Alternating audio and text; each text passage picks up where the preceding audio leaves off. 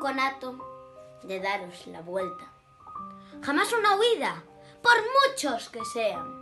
Jamás ningún miedo, si acaso os diera.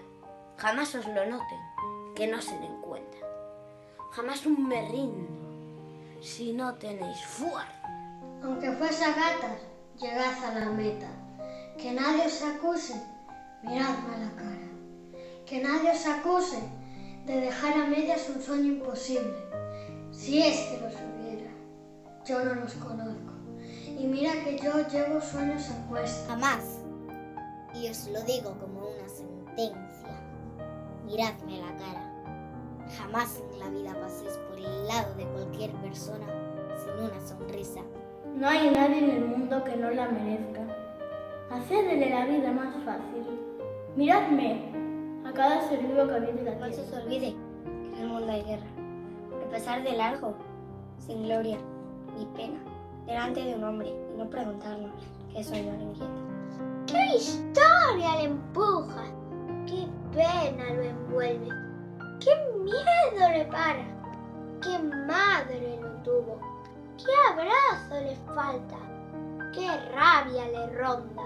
¡Qué envidia lo apresa! Jamás, y lo digo faltándome fuerzas. Si el mundo se para, os quedéis sentados viendo la manera de que otro lo empuje. Remangaos el alma, sed palanca y rueda, tirar de la vida vuestra y de quien sea. Que no os falte camino, perded la pelea contra los enanos. No son los primeros. Si os ganen los hombres que no tienen piernas, no sabenlo todo. Dejad que contesten los que menos sepan. Las manos bien grandes, las puertas abiertas, anchos los abrazos, fuera las fronteras. Hablad un idioma claro, que se entienda.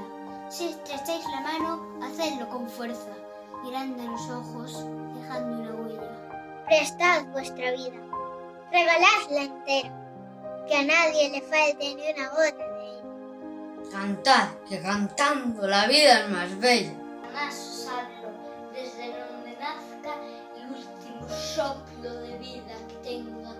Jamás una huida, por muchos que sean.